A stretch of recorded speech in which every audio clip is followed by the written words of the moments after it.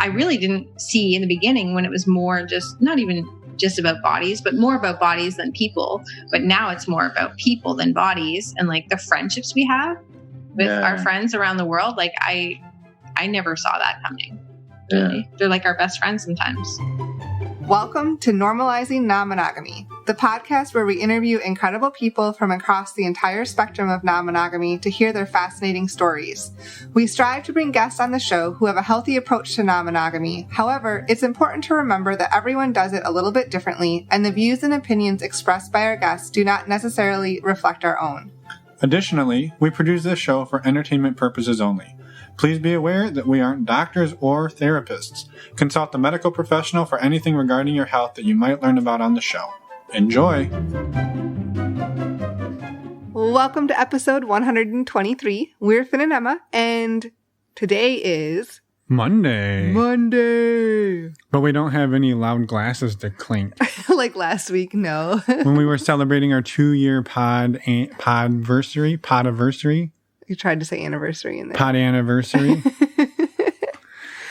So this week, we have a Monday episode for you. Just we wanted to... thank you, Captain Obvious. I know. Well, we had a lot of interviews and wanted to get this one out there. Yeah. So this week is, or this day, today. We're on... We're on fleek. Yeah. Right? That's what they say. I think that's what the people say.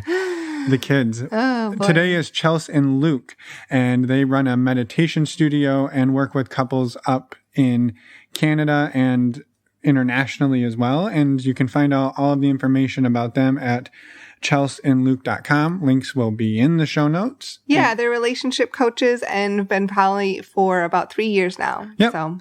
So it's a great conversation, and stick around for that. Before that, we have a couple of community announcements, new exciting community announcements. Yeah. What are they, Emma? Well, first off, tell the people about them. We shouldn't do these this late. This is not new, but Patreon, we have our next monthly Q&A call. We do a virtual Zoom call with all of our Patreon members. The next one is this Wednesday, May 13th at 9 p.m. Eastern, and again at 9 p.m. Pacific. You're welcome to join both or either calls. Yeah, they've been really great, and it's been growing the last couple of months, and just the conversations and community that has been formed there, I mean, especially during coronavirus here, has been fantastic. And so thank you to everybody who's part of that and who's joined it, and for bringing awesome energy to the group. Yeah. And we've also started a women's group as part of our Patreon. So if you're interested in any of that, please go check out our Patreon page. You can find the links on our website, normalizingnonmonogamy.com. And our other exciting news is we are going to be doing a virtual meet and greet. We did this as a test run with our Patreon people a couple of weeks ago, and it was fantastic. Everybody had a blast. And so we're going to do it again. And basically, we're all going to get together on Zoom, and we will set people out into breakout rooms, one-on-one or a couple small groups of people, ask everybody a question and let them talk about it for 3 to 5, 6, 7 minutes, then bring the group back together, scramble the rooms, and do it again. So it's going to kind of be speed dating, meet and greet, all kind of blended together. Yeah, it's not specifically a swinging event or a poly event. It's more just a meet awesome people event. Exactly. And it is on May 28th from 9 p.m. to 11 p.m. Eastern, because we want people on the West Coast to be able to join as well. And the East Coast people can just take a nap first and then drink some Red Bull. Yeah, wake up at 9 and join. But it's going to be $10, and all of the information to sign up and join us is on our website. Again, normalizingnonmonogamy.com. Click on the events tab, and you'll get the full information on how to sign up. And we will see you all there. All of you. Yes. Even you, person who's thinking of me. Yes, you. Yes, check it out. Our website, normalizingnonmonogamy.com. Don't forget.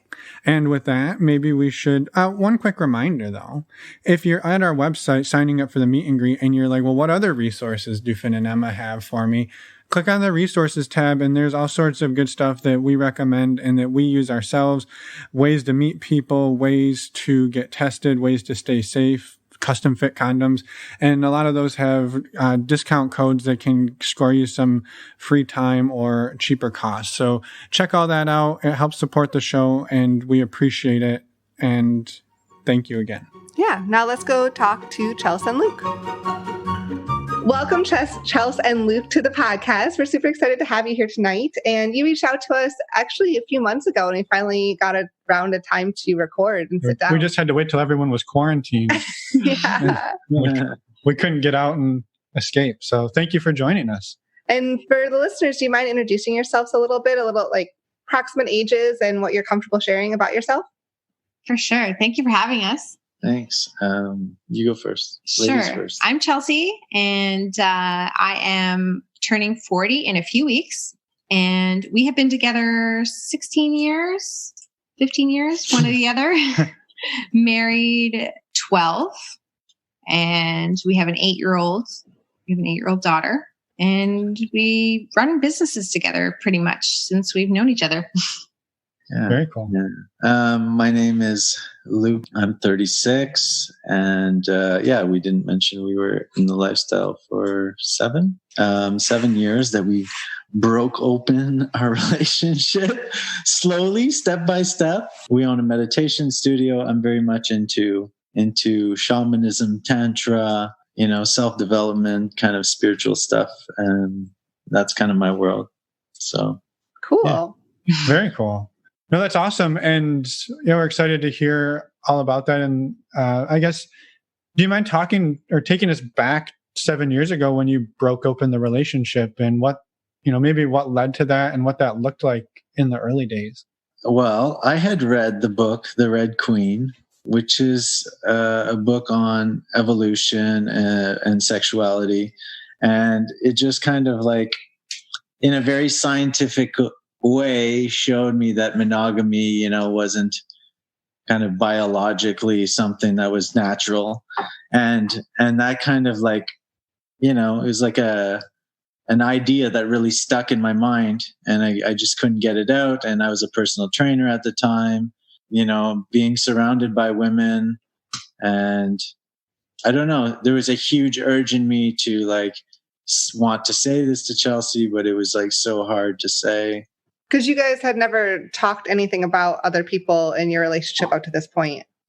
I had mentioned it a few times, but kind of like, it was just something really hard to bring up. So then, you had to be vulnerable, right? Yeah, you had to be super vulnerable. And yeah, looking back now, it's just like, wow, it was so hard for us to be transparent, about a lot of stuff.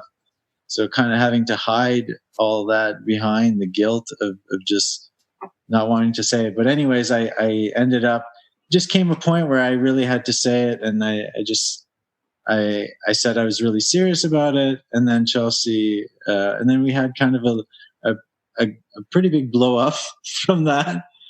And then we ended up going to see a therapist. And then the therapist, just kind of reassured us that, we weren't the only ones that are going through this, that there's other people like us. And right there, we kind of felt more comfortable about the situation. And she really helped us kind of navigate, especially at the beginning. And we would just see her when we needed her. So it was really, we'd have a fight. We couldn't see eye to eye on something. We need a third perspective. And she just really held space for us to just sit there and be like, well, what does he feel? What do you feel? And guiding us. And that was just like, we just needed to express ourselves in a way where we felt safe, to express ourselves. So it was really neat. That was kind of the start from my perspective. I mean, yeah, it sounds like Chels, when he brought it up, that it wasn't what you wanted to hear. Maybe initially?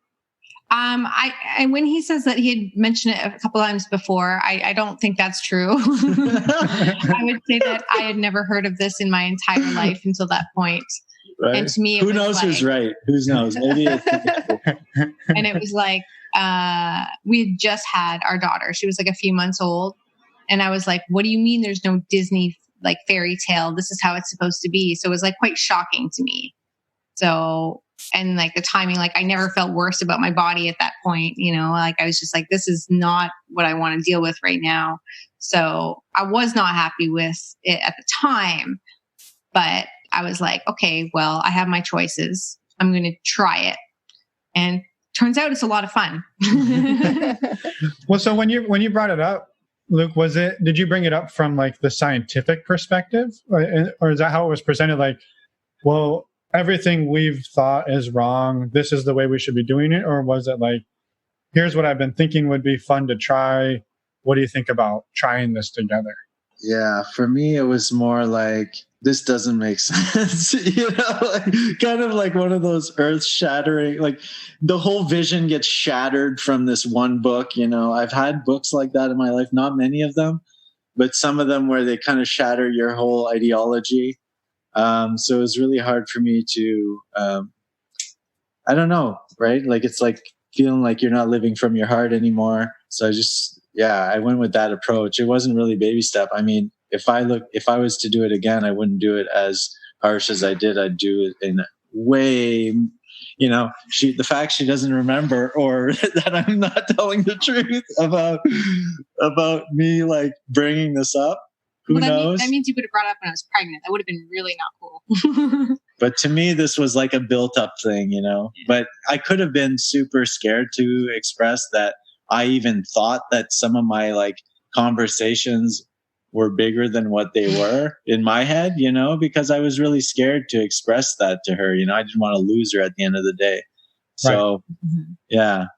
Right. Like you thought you were kind of broaching the subject and she did not have any clue what you were talking about. Yeah, exactly. Makes sense. You know, I don't know. I probably end up doing that sometimes. So on your end, Chels, what was what got you to the point where you were willing to give it a try?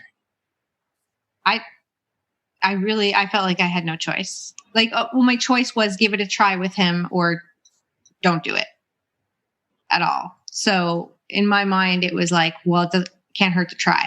So even though it's something I didn't want to do, I was like, okay, well, I thought through it and I was like, well, I don't know why. I knew nothing about the lifestyle, like nothing.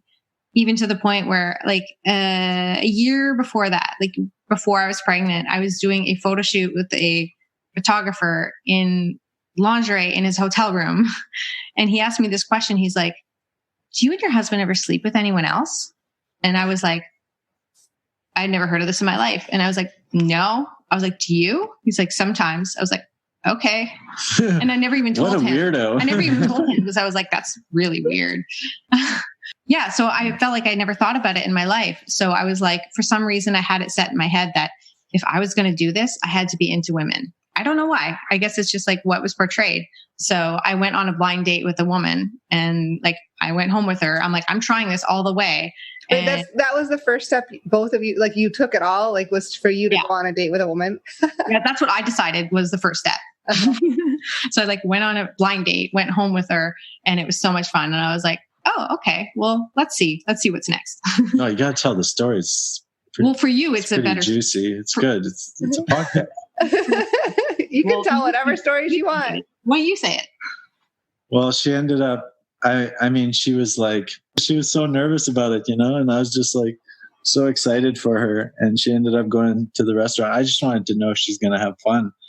And then the girl was like, had been, you know, in a relationship with women. So she ended up really kind of taking her under her wing, which, you know, was exactly what she needed, because to make the first move would have been so hard. And they just went back to her place. And then, and then, I mean, they played together, and then she got home, and then I was like, how is it? No, how was it? And she was just like, she made me orgasm so fast. And I was like, yeah, what? Tell me more. Oh my God.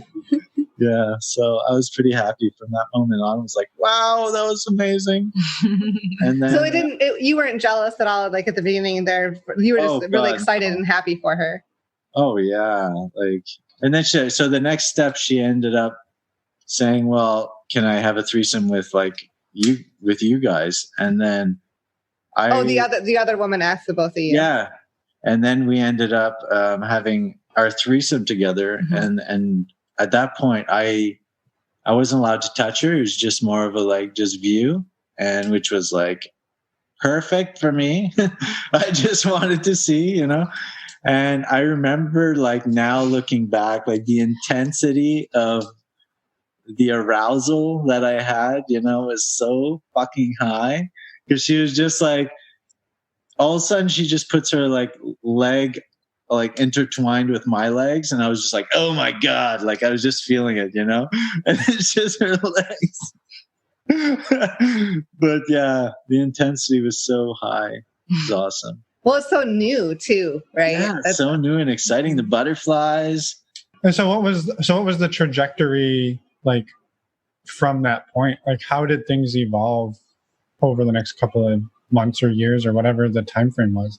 I mean, I don't really know the exact timeline, but I know it was like, obviously it started, I think a lot of people start with 1,000,000 rules. And at first there was like no kissing. And then there was, we'll never full swap, to that one night in Ireland. Yeah. And then, no. And then I just went like on and on. And then like to the point of like, let's open up our relationship to, that was like 3 years ago. So I guess 3 years ago, we became what we consider kind of poly. Although I don't love to say poly, because I find when people think poly, they think so many weird things. So, but yeah, we basically opened up a relationship 3 years ago, but I don't know the timeline, but pretty much, yeah, like, I don't know. Exactly. Yeah, we stayed in the swinger world for like, I mean, we're still in the swinger world. Yeah. You know, all our best friends are all swingers mostly. We just always said like no emotions, you know, no, we're not going to have emotional relationships until it just happens. And then you're like, oh, there it is. Yeah. Yeah. So that was kind of the transition you were alluding to like 3 years ago, was moving a little bit more than just, I guess, your quote unquote traditional swinging. Yeah. Yeah. Less body kind of driven. And it became more kind of soul driven from that point on, I find. Mm-hmm. And then just the allowing each other, where, you know, to get emotional with somebody else has so many challenges, because it's just like, whoa, you don't know how deep this is going to go. Like, you just don't know. Yeah. Which was really interesting. I mean, the whole journey is to us a spiritual journey, because it's just the breaking of all these barriers and all these insecurities within yourself, you know? So. Right. Well, I was curious. You obviously, it sounds like the first experience with the other woman didn't really elicit any jealousy or any issues. Beyond that, did either of you encounter any, you know, hiccups or road, you know, speed bumps along the way that you guys had to work through some things together? No. Perfect. It was perfect. Perfect. never thought over this at all. Yeah, no, definitely. Like jealousy, you name it, like comes and goes. And then even like what we're alluding to 3 years ago, like basically I fell in love with someone, even though we weren't supposed to have emotions. So that was like a huge thing. And then from there, opening up our relationship to allowing us to like date single people on our own. Of course, a lot of challenges there. So yeah, a few. But I mean, if you don't grow, you die. How have you worked through some of those challenges? Well, I mean, I'd say in the beginning, it was really important that we had a person on the side. Like, what was she, a sex therapist? The first one, like we've 3 different people we've seen through over the years.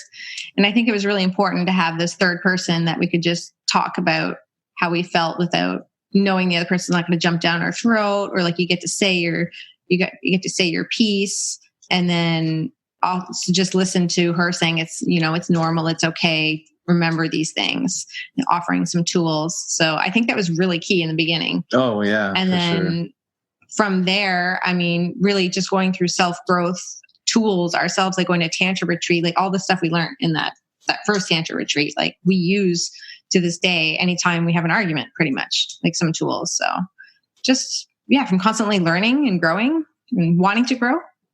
Right. Yeah. What are maybe some of the things that either of you discovered about yourselves that maybe you didn't know? Like, obviously it sounds like on your side, Chels, that you might be into women, or it sounds like you were. Like, were there other things along the way that you've learned? Like, I didn't think I would be into this or that, or I learned this about myself. Down the rabbit hole. You want to go down the rabbit hole? Let's go. We'll go all the way down because we got nothing but time. Oh boy. Oh my God. Yeah, no, definitely. Like in the past year, we really went into like the kink world too, and just like it's kind of like when we wanted to start a business when you were like 22, we just like jump in, pour all the money. We're like zero to hero people, so I feel like we kind of did that in the kink world. And like, yeah, I don't know. There's definitely some stuff I was like, I would never try that, and then I don't know, it just happened. Like different like role playing for sure. I'm not into like pain or like sado. I don't even know how to say it. BDSM, whatever it stands for exactly. But sadomasochism. Yeah, there's definitely some stuff. I mean, yeah, I didn't think I'd ever want to see. Oh, I said I would never even full swap. So I definitely didn't ever think we would like see people separately, or like. I really didn't see in the beginning when it was more just not even just about bodies, but more about bodies than people. But now it's more about people than bodies, and like the friendships we have with our friends around the world. Like I never saw that coming. Really. Yeah. They're like our best friends sometimes. Yeah.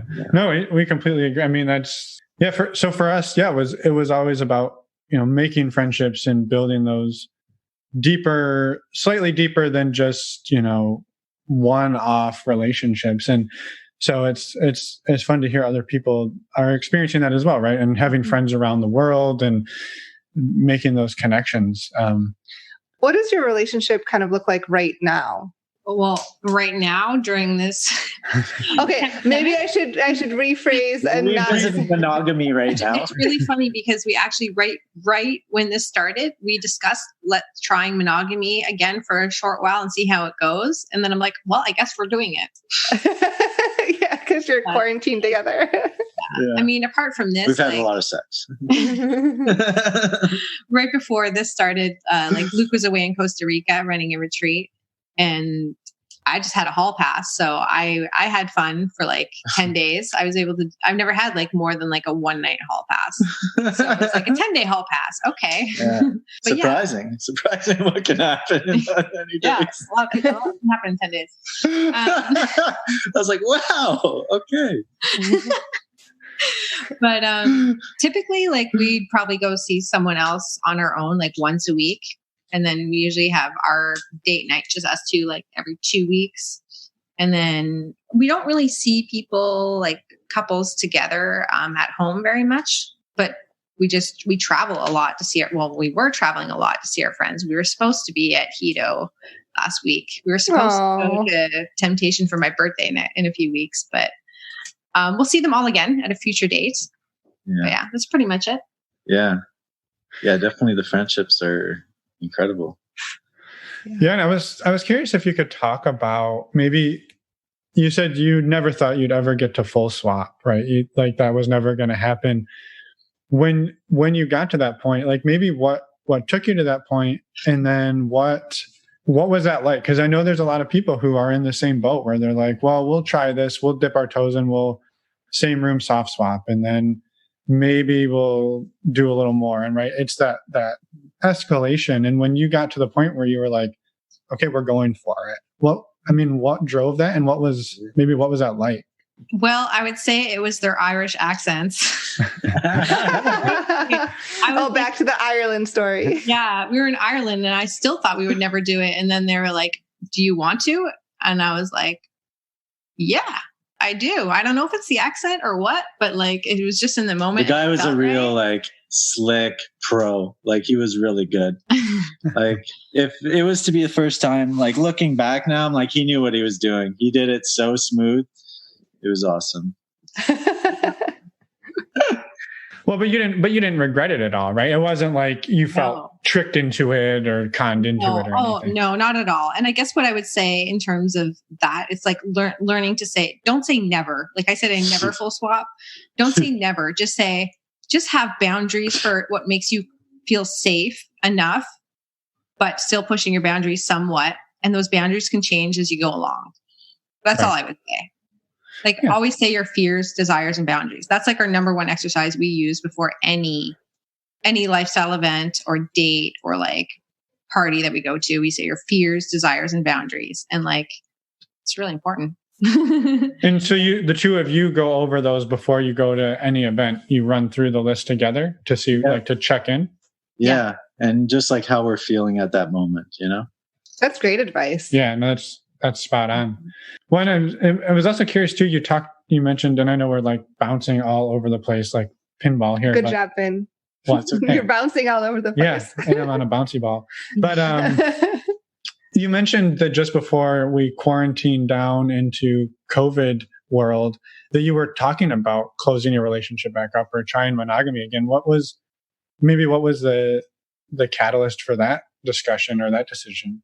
Well, I don't know exactly what it would be, but we realized afterwards it was that we're expending a lot of energy outwards and not enough inwards. So really like just focusing the energy inwards for a time being is all we needed. It didn't need to be so extreme, like, but that's kind of how we are sometimes. We're like, well, maybe we need to be monogamous, go all the way back. Not really. And then like, so he had mentioned that. And then I did magic mushrooms like a lot one day a few weeks ago. And like, that's what came out of it. I was like, maybe that's what we need. But I didn't know what that meant, but I guess it just meant quarantine together for a couple months. So this is your fault. Yep. Okay. Good. Yeah. Just so that we're clear. Yeah. I had come back from a retreat that I was hosting, and it's like a meditation retreat, kind of self-development. And I was with 17 women. It was like, and me. And it was very professional, like staying from the heart, didn't want to get into any kind of sexual thing. But it's almost like the feminine rubbed off on me, like so much of this like love that I was getting there. And it was like, and they're very emotional. Oh my God, everyone. Yeah. Cause everyone's kind of like going through transformation through this retreat. And I had this exercise where I thought I just felt like we had this exercise where it's like the inner feminine, the inner masculine within ourselves. And we kind of dive into each one. And the feminine side of me was saying like, I want to be seen by one at this moment, and it was just like, for me being such a poly freedom person, that was just really weird for me to feel that. And then just coming home, in this craziness, I was just like, what the heck? But just expressing to her, like, yeah, part of me just wants to kind of bring this in right now because we've gone so far, like externally, exploring. And so, I mean, it's been great so far. I've been loving this connection of just her and I for the last little while. Yeah, I think that part is perfect. So I think there is some kind of like situation, keeping a guide on each other, because you can get a little bit exploring. You can explore a lot. Well, yeah. You can just get drawn. You can get drawn the other way. When life gets busy and it's the everyday life, and then this other people are giving you all this other attention. Like you just got to keep checking in. Mm-hmm. I think the way you described it is in like we were giving way more energy out than we were having like in. And I think that's a good way to look at it. Like sometimes you have to rebalance that because you got to come back and refocus on your relationship a little bit more. Otherwise, or whatever relationship that is that you need to refocus on a little bit more, it can suffer otherwise. Yeah. Just like a business. You can't ignore it. Yeah. Are you two open to anybody in your life, like family, friends, about your non-monogamous journey? Yeah, everyone, now that it's chelsandluc.com. Chelsandluc.com is our story is right on there. So it's funny because we put that out there and like it was like an hour before we put the website live. I was like, okay, I'm gonna call my mom now. And I'm like, so Mom, this is the situation. She's like, oh, okay, well, I'm happy for you. I'm like, you already knew, didn't you? She's like, yeah. I was like, okay. Pretty much everyone else already knew. So yeah. The only reason it took that long to tell everyone in the world is because I didn't feel like telling the whole world until it was like a business. I was like, what is the point of telling the whole world? But he was like, just wanted to tell everyone, not necessarily wanted, you just don't care as much. That's all. Yeah. Right. So I guess this is a good point to have you take a minute and describe what that business is and promote it a little bit, whatever you feel comfortable doing so. Well, we try to hold a really safe, non-judgmental space. That's basically what we do. The same way that lady helped us when we were starting out. We don't want to take sides. We don't want to push our views on anything. We just want to say like, hey, we will hold this container for you guys. You can, we have a way of allowing one to express while the other doesn't say anything, so they can hear each other out. And, we can kind of try to bring harmony back to the chaos that they're in at that moment, So we mostly just deal with people that are in those moments, and they want somebody to be a mediator almost for them to help bring them back to harmony. We used to do coaching kind of like regular set times, but we just found that the times people need us is when like shit hits the fan. And for us, it's fun in those moments to see the magic happen of bringing harmony back together and kind of love actually back together, empathy for each other. That's pretty rewarding. Yeah. So we basically hold space for them and then provide them some tools to help them in next time they get in this situation. Mm-hmm. And we find it like unique that we couldn't really find many other people that were a couple offering this, and some people are like, if you choose a woman, she'll have the woman's side and the man, but like some people would want to just talk to the couple all at once or separate or divide up. So I don't know. I thought it was a unique thing that we could be offering. So it's the two of you talking to either one other person or two other people usually. Yeah. Or sometimes we split it up depending on like if it's an ongoing. If there's a dynamic where we feel like, oh, I've been in her shoes before, maybe I'm going to talk to her or vice versa, Mm-hmm. Yeah. That's awesome. Has it been going pretty well so far? Yeah, I mean, we've been focusing on the meditation studio, but we've had a few people. We love helping people. It's mostly been just referral through the friends that we know, Yeah. Very cool. We wanted to do some like seminars and stuff like that, and we were talking with people, but there's not many events happening right now. But not right now. Lots of virtual events at the moment. Yeah. I was curious. Back on the two of you. Were there, like, on your relationship, since you opened this up, how have you seen your relationship grow and shift? Whether it was for the better, or maybe there were things that, again, maybe went backwards in a sense. Like, I mean, definitely, I think it's more of a tool of personal growth. Yeah. Which then that brings it back into the relationship because you've grown as a person. So then, therefore, your relationship's going to grow together as long as you're both open-minded to what each other has learned as you grow, which we are. So yeah, that's the way I've kind of seen it. Brought the most, I guess, value or lessons that I've learned along the way in terms of that.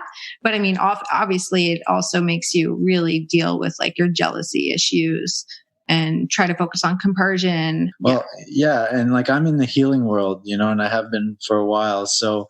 I see relationships as a healing vessel. Relationship has the word ship in it. I see it like a ship. Everyone's in we're both in the ship and we're traveling together, and it's like this container that holds it, So it's, I think that's where the real, all the fights that we have are those, bringing light to the darkness, they say, like that. It's in those moments of jumping in the fire together that is where you heal yourself, because you're healing this jealousy that you had that was an insecurity, that happened when you were a teenager, and now you're replaying it. You've been in this loop, for the last 30 years, so it's for me it's like layers and layers of insecurities in so many ways that eventually just elevates both of each other to the point of like awareness and presence, even, that can like transcend itself, can like manifest into even parenting, with us. Like it's made us better partners, better listeners, better lovers, in so many ways. So the impact on the self, and then all your relationships is like so valuable. Right. Yeah, for sure. Have you shared, you said you were open with your families now that the website's out there. Have you talked with this at all with your kid? Not yet. No. Unless she brings it up, but I tell my friends, because some people that are monogamous, they ask with almost like well, what about your kid? Yeah, the judgmental. Yeah. And I just say, my daughter, all she sees is like really loving beings, coming into my house and really being so affectionate and caring and loving for each other and actually seeing each other for who we are. I think that's a good environment to be in for any kid. I mean, she's a huge animal lover. If she asked me today, I would explain it to her. You know how people say, well, if you have a second child, you don't love it less because you had another child. So I would just explain that in terms of her pets. If you got another pet, would you love this one less? She'd be like, no. There you go. And then she's going to be like, can I get another dog? And then you're going to be like, shit, I picked the wrong analogy. Yeah, she already asked for that every day. Yeah, no. So one of the things that we like to ask people about, because we feel it's pretty important, is the safety side of this, both just the sexual health side and also, taking care of yourselves physically if you're out on a date or doing those types of things. How do the two of you approach that in swinging or polyamory or just in being open? I mean, it sounds like you travel all over the world and do this as well. I mean, I had a big thing with Chelsea and her safety, that Physical. was physical safety. It was a big concern, especially when she started dating single men, that was, an ongoing letting go and realizing that she is a grown woman that can take care of herself, and like that took a long time for me to be able to let that go. And that she can trust her own judgment, and I don't have to be there to make judgments for her. I always meet someone in public first, and I never I don't play with anyone the first time I meet them. I trust my gut pretty much and just try to be smart. But I mean, I don't meet people that often. I mean, because really we're traveling to meet our friends more than anything else, and I just usually see the same people. Right. I prefer that. So, but yeah, for sure. It is something like we discuss, and it's a bit stressful at times, but I'm like, you know what, if I was single, I'd be dating. I just got to be smart. Yeah. And then in terms of actually sexual protection, we always use condoms. That's our rule. And then that's our major rule. Get tested every 3 months, pretty much. Just be smart. Yeah. No, I appreciate it. Yeah. And, you've mentioned a few times that you travel a lot. Do you have any comments or thoughts about experience non-monogamy in different parts of the world? Where are the best swingers at? Or just, I guess, what have your experiences besides the Irish? Yeah. Well, we really haven't gone all over the world. We've gone on a couple of the cruises. We've gone to a couple of the resorts and different parties, but for us, it's more just finding, we just end up going where our friends are. We don't go to any travels anymore where they're not, but I would just say, try them all and find what you like. If you're not going to meet someone, we had fun on all of them the first time. It's just, you learn what you like over the time, or you're drawn to more things, but every single experience that we went on was a blast. As long as you go in, I remember the first time we ever went on the cruise, I was terrified. And I was like, I'm going to be stuck on this boat for a week. If it's not good, I'm really scared. I was like, I don't even know if I want to get on. And then I was just like, well, what's the worst case? We have fun, us two. And then that's great. That's all you need. That's the bare minimum. Everything else is just icing. So yeah. The start, I find the start, the traveling, our days where we went to Temptations, Bliss Cruise, that was so much fun. The excitement, man, entertainment level 10, every time I talk to friends or something that are interested in knowing more about, I'm like, just go on a cruise, man. Go on a swingers cruise. You will come back a different person. See, I don't want to go on them anymore. So I wouldn't say, that's what I would suggest right now, but yeah. But now, because we kind of have our group of friends that, are all wanting to travel together too. So is that kind of why you don't want to go on the cruise anymore? Is that you'd rather travel with the friends you've made? I mean, the cruise maybe just wasn't typically our crowd that we liked. So we just would find parties, like they would know of other parties that where it's like more like our crowd or like what we like to do. So, but really like all our travels in the last year, except for, are all just traveling to each other's houses. Yeah. Like we haven't gone to any events in a very long time because we just, one of us hosts and we all fly or drive there, wherever it is. And we just host, like we're going to host a Canadian one. None of them are from Canada. And they're all going to come here in August for like a long weekend or something. Cool. So it's much better because then all you're doing is paying for your flights pretty much. Yeah. And then we throw a kick-ass house party. Yeah. That sounds awesome. Yeah. Hit the paddle boards, get out on the water. Exactly. Awesome. Well, maybe one of the other fun questions we like to throw out there is bloopers, because sometimes people can think that it's all super serious trying to navigate the world of swinging, and we like to see if people have a funny or embarrassing moment from non-monogamy, swinging, polyamory, whatever it may be that you're willing to share. But it doesn't always go according to plan. I can think of one for you, but I don't know how to say it. For some reason, I can't think of one where I was embarrassed. You can edit it out. On the cruise ship. It wasn't embarrassing. No? In public? No, that was fun. Oh. Okay. I mean, that was just like kink night on the cruise ship. And she's like, I'm just going to dom you the entire night. So I dressed up like a cat and the whole night from dinner till whatever time it was in the morning, she's like, sit in the corner and like, just telling me what to do. And that's not my jam normally. Super bossy. Oh my God. And I was like, okay, I'm glad I did that, but I don't want to do that again. Like it was fun to experience, but you're done with that. Yeah. I was like, don't ever tell me what to do again. I'm trying to, I can't think of anything funny. I don't know. Fun.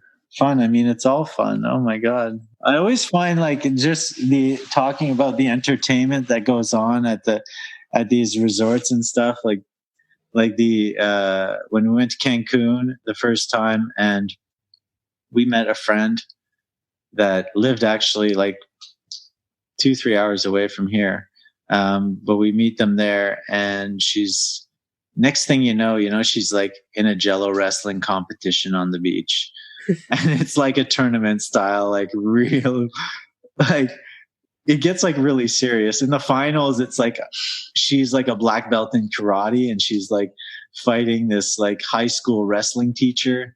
And I'm like rubbing her shoulders. I like just met her, I'm just like, I'm so invested in like her winning. You get in some ridiculous situations that you're like, I would never expect that I would be doing this right now. Yeah, exactly. Oh yeah, a lot of those. So she ended up really losing badly against that wrestler. Oh no. Oh, but yeah. Awesome. Well, do you want to talk any more about the work that you do and promote anything else? Yeah, no, I mean, I think we said it, that safety container, whenever a fight blows out, give us a call, send us give us a call. We'll put links to everything you gave us and we talked about on our show notes as well. Yeah. Well, yeah. And thank you for coming on and sharing with us. And we appreciate the time and the work you guys are doing. And it's been fun. Thanks for having us. It was great to meet you virtually. Yeah, likewise. It was wonderful to meet you too. And we're... Whoa, stealing my job. Let's try again. And we're back. Oh, we nailed it. That's going to be our new Monday thing. Okay, every Monday. We're going to do it tandem. Okay, we'll try to remember. Like a cappella group. We'll try to remember to do that. I'll remember. Thank you, Chels and Luc, for coming on the show, reaching out to us. We're excited to get your story out there and hopefully have people find you this way. Yeah, absolutely. And Wednesday, so in 2 days. Another episode. And a virtual live Q&A event. Exactly. Don't forget, you were like thinking I forgot, but now you remember.